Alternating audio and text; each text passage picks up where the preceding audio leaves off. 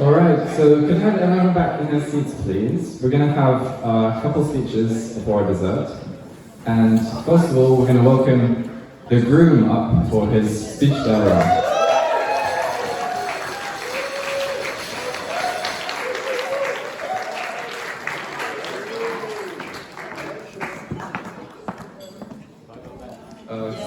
Stand here, just for the camera, for recording. Yeah. Hello. This isn't my PowerPoint, so don't look over there. Right. Let me get my notes out. Okay. Good afternoon, everybody. On behalf of my wife and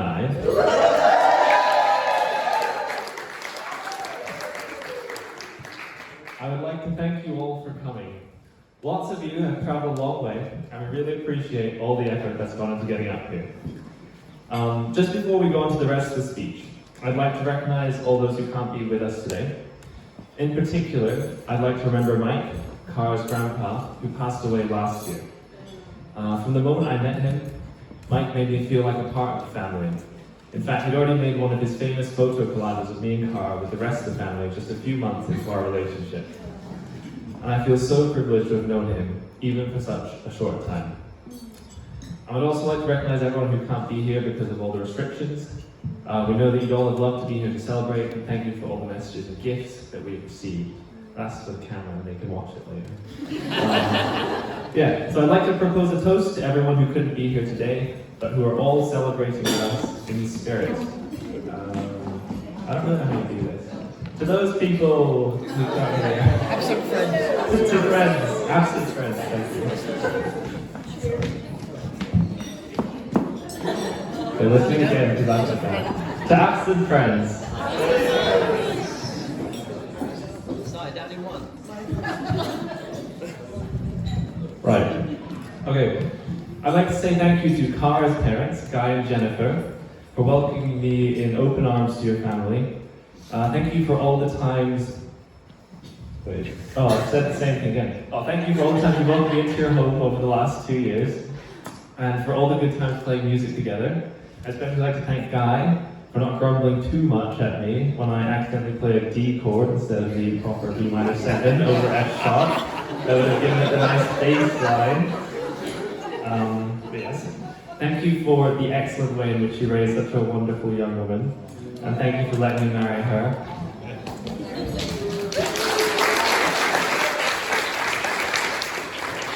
I would also like to thank them for their generous financial contributions for today, and also for all of the time and effort they've both put into helping organize today and make sure it all went smoothly.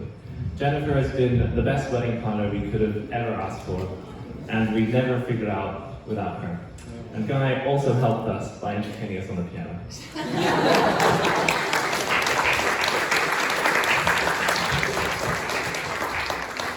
Mum and Dad, I was trying to think of what I want to thank you for, but there's just so much, and it's really difficult to think of the words.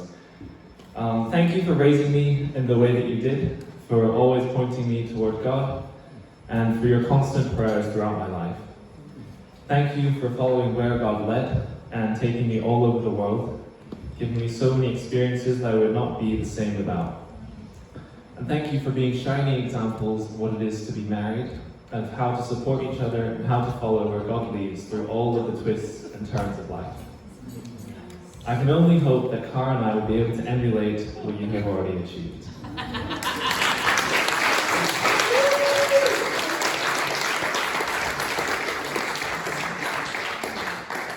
For this next bit, I'm going to take a book out of my new brother-in-law's Jonathan's books. I've heard that you're supposed to tell the bridesmaids they look good, so you look good. Brianna, thank you for welcoming me into the family, for keeping us all sane over the last few weeks as we planned the wedding, and also for setting the trend for marrying computer scientists, so Cara has at least heard of the term before she met you. Kezia and Lydia, thank you for all your excitement and joy as we prepare to get married, and thank you for welcoming Cara into the family. I know that she is very grateful, and she's really grateful that you think that she's so cool. I'd like to thank my groomsmen, James and Jonathan. Jonathan, thank you for telling me that I wasn't funny. It really helped with the speech writing. James, you've been a fantastic friend over the last few years. Thanks for rooting for Cara and I from before we even thought of the concept. And thanks for putting up with us. For those of you who don't know, Cara and I first started spending more time talking to each other in a messenger group chat that also had James in it. So in that, and the time we spent doing church things with him, he had to put up with weeks of flirting before we finally figured out what seemed so obvious to him. Josiah, you're the best brother that I've got. We've been through so much together since you were born 20 years ago. You're the only other person I know who knows what it's like to live the childhood we had, which I'm sure has given you lots of content for your speech later. Thank you for always being there, always trying to stay connected with me and for giving me support whenever you could.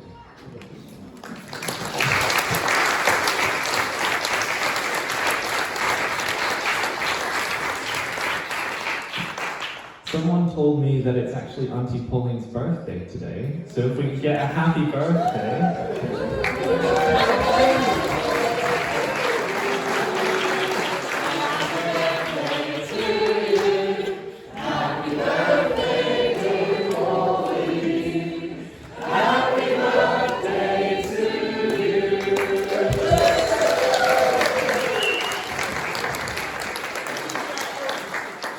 I also want to give a special thank you to Bojidar, who has come up and run the live stream this morning. And I was very stressed about that, but it all went well apparently, and nothing went wrong. So thank God.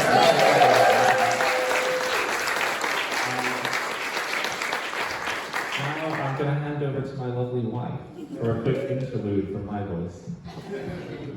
You didn't think you were going to get through today without hearing from me. You can get used to being interrupted because it's going to happen for the rest of his life. So yeah, I really just wanted to say a few thank yous on behalf of my husband and I. They're a bit more practical, and therefore the people who really helped get this show on the road in more practical ways. And you also already know from the ceremony that we love a cringy double act. So also, I wrote this at midnight this morning, so I'm reading straight from sheet paper. But yeah, I first want to thank Andrew Mackay, who is not in the room right now. But he's our head caterer, and he has been such a help to us over the past few weeks. We came to him with idea after idea after idea, depending on what the COVID restrictions might have been, and he was so willing to help us to do whatever we wanted to do. So yeah, we couldn't have fed this many people and in this many cities without him. So thank you to him, even though we probably get the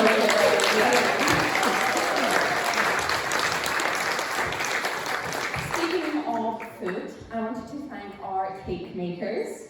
As you can see, we have just a modest 4 wedding cakes, which I think is pretty normal.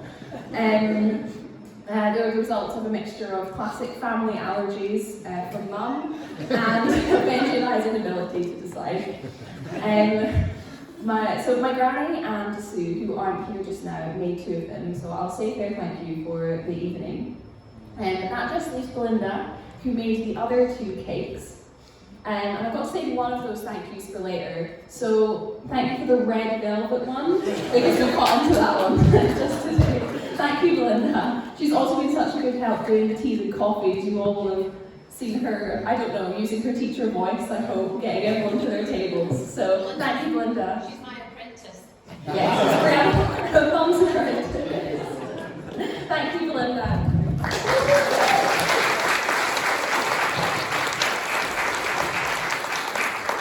Another mention I'd like to make is to Joanna, who's just sitting there at the back. And she decorated the lovely chalkboard signpost that we have out there at very short notice. I asked her on like Thursday or Wednesday night if she could do it. And she did it beautifully. So thank you very much, Joanna, for doing that. My next thank you, promise I won't take that long, is for the 2 Abbeys. The first Abby Nguga, our pastor from St Andrews, who not only helped us today by leading the service so beautifully, but he's also been such a help and an encouragement right through the engagement. In fact, even before that, when he asked us every couple of weeks when we were going to get engaged. I have a joke written in here like, haha, single people beware, he'll be doing matchmaking, but we already know that. So yeah, thank you Abby for everything you've done. My second Abby is sitting up at the back. I call her Abigail, but some people call her Abby, and I thought it fitted well to group them together. She's my friend and former flatmate, and she did the sound at the church. I don't think people appreciate sound guys as much as they should, and the stress of balancing all the music and having my dad go, no, do this louder and this quieter, no, you balance the voices better. So we really appreciate you being there, giving up last night and stressing yourself out this morning to get everything going. So thank you to our two Abbies.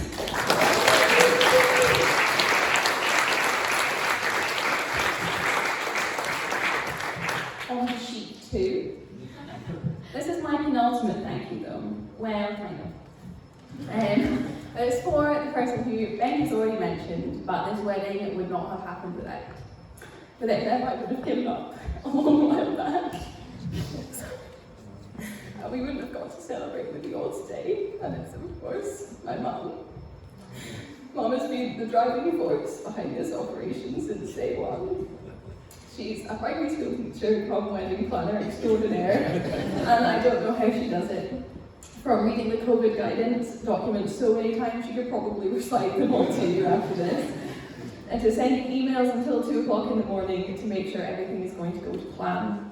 Mum has literally spent every waking hour of the past 2 months either working or organising this wedding, and lots of hours in the months before that too. I could list everything she'd done, but we'd still be here tomorrow. So all that's left to say is thank you, Mum, from the bottom of my heart.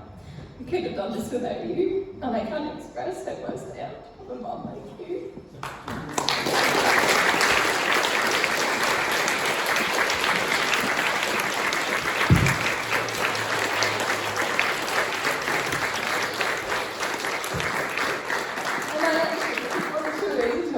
Mum, she's done like everything for this wedding. So to Jennifer.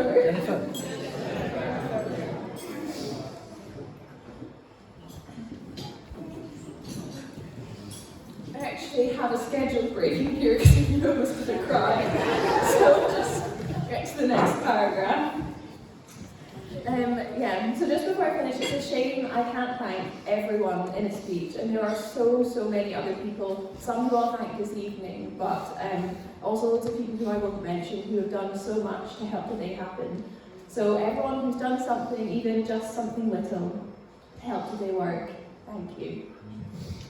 I'm just left now with one more, my wonderful husband, for not only doing the live stream and the techie stuff that caused so much stress, and used so many ridiculously long wires and way too many computer parts and computers for my liking, but also for coming to all the meetings and making the seating charts and the maps and designing the place cards and measuring everything in sight for marquees or COVID restrictions. But most of all, thank you for always being there for me to rant to when everything went wrong, and for going on late night walks with me when I needed to do anything that wasn't wedding planning. I can't wait to never plan a wedding with you again.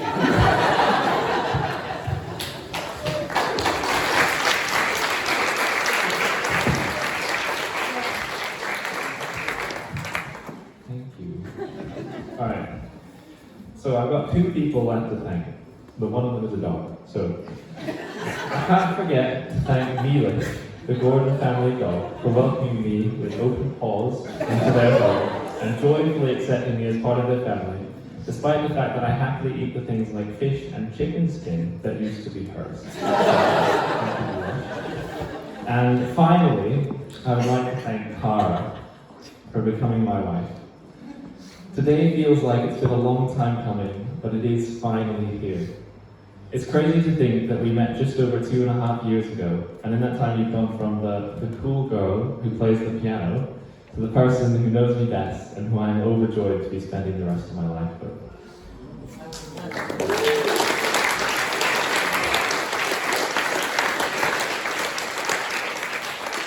So I've been told that I'm supposed to tell some stories to entertain you. So, one of the first things that Cara and I ever did together was play music for different things like church and Bible study. So it was also around that time that Cara and I discovered we both sat on grade 8 piano exams in the same year. And we even chose the exact same pieces. And so this discovery led to Cara being able to describe to me how great it felt to have passed with flying colours, receiving her distinction in that exam, while I was able to reminisce upon the utter disaster that was being by subjects. But thankfully, now that we're one flesh, I too have passed the grade 8 exam.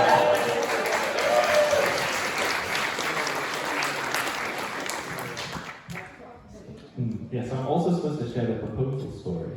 So, some of you might have heard this before, but I'm going to go on anyway.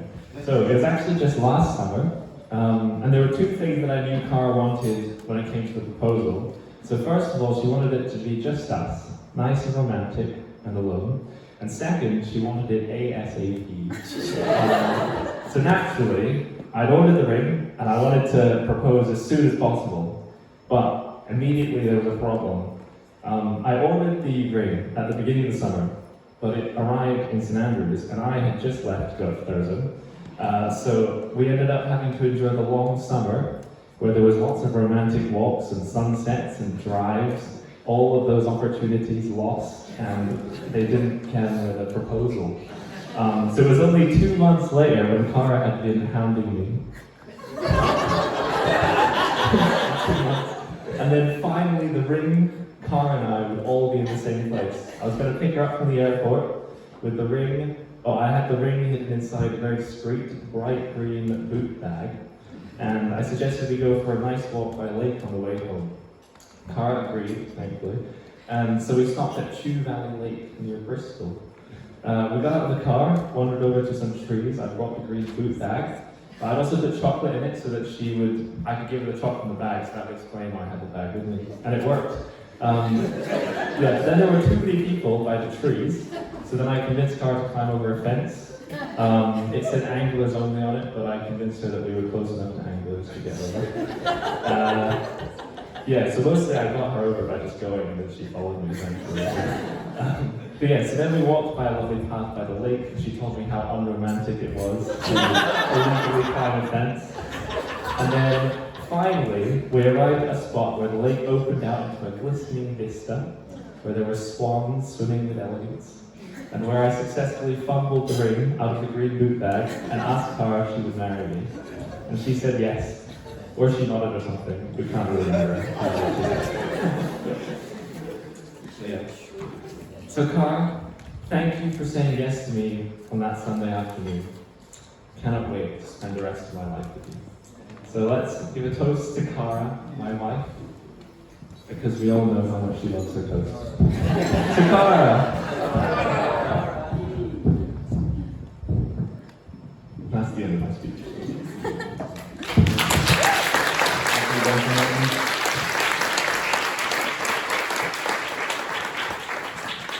Okay, so before desserts we have